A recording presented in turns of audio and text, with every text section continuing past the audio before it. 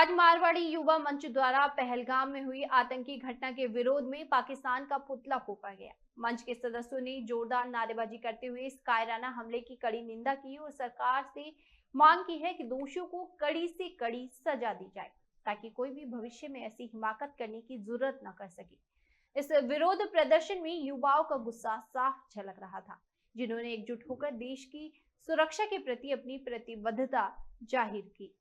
पूरा देश जहां तक ये जान रहा है कि किस तरह हिंदुओं की निर्मम हत्या की गई, चुन चुन करके उन लोगों की हत्या की गई जिसकी कोई कल्पना नहीं कर सकता। आज संपूर्ण हिंदू समाज हिंदुस्तान के हर एक एक व्यक्ति का खून उबाल खा रहा है। देश की सरकार लगातार पाकिस्तान को सबक सिखाने का कार्य कर रही है, जिसके अंतर्गत उन्होंने 4-5 फैसले लिए हैं, लेकिन इन फैसलों से भी हम लोगों की संतुष्टि नहीं होगी जब तक पाकिस्तान में रह रहे उनके आतंकवादियों के आकाओं को पूर्ण रूप से स्वाहा नहीं किया जाएगा, तब तक हिंदुस्तान का हर एक नागरिक शांति के साथ नहीं बैठेगा। हम लोग आज मारवाड़ी युवा मंच के तत्वाधान में जो सबसे ज्यादा शांति का प्रतीक होता है, वो अपने इस रोष को प्रकट करने आया है। इन आकाओं को, जो पाकिस्तान के आकाओं हैं, उनका पुतला दहन करके आज हम अपना सरकार को बता रहे हैं कि उन पाकिस्तानियों के खिलाफ कड़ी से कड़ी कार्रवाई की जाए, जिससे हम लोगों के आत्मसंतुष्टि हो सके और जो निर्मम हत्याएं की गई उन परिवारों के प्रति अपनी संवेदना भी व्यक्त करते हैं कि आज उनका परिवार किस तरह अपने उस गमगीन माहौल में है। आज उनके साथ मारवाड़ी युवा मंच का एक एक सदस्य, एक एक बच्चा उनके परिवार के साथ खड़ा है। हम लोग उनको अपनी श्रद्धांजलि भी करते हैं। पहली बार हम लोग सुना गया कि वो लोग कलमा पढ़ा रहे थे, जिसको कलमा नहीं आ रहा था उसको गोली मार दी। विषय कलमा किसको आएगा? कलमा तो मुस्लिमों को आएगा।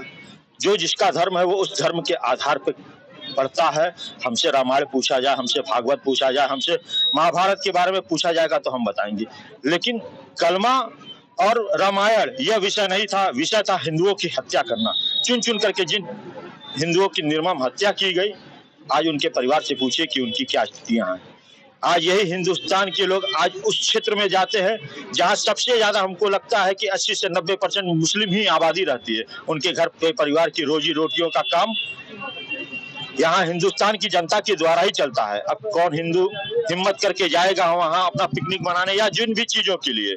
इससे एक सिर्फ हिंदुओं की हत्या नहीं हुई है, पूरे देश की हत्या हुई है। और फिर पुनः यही आग्रह करता हूं, सरकार जल्द से जल्द उन पाकिस्तानी हरामजादों को सबक सिखाए, जिससे हम लोगों के आत्मसंतुष्टि हो सके। अब समय आ गया है कि हिंदुस्तान और पाकिस्तान को एक कर दिया जाए, वापस एक भारत हो, पाकिस्तान का नाम इस नक्शे से मिटा दिया जाए। ये आतंकवाद अब तभी खत्म होगा और देश के जनता में बहुत आक्रोश है।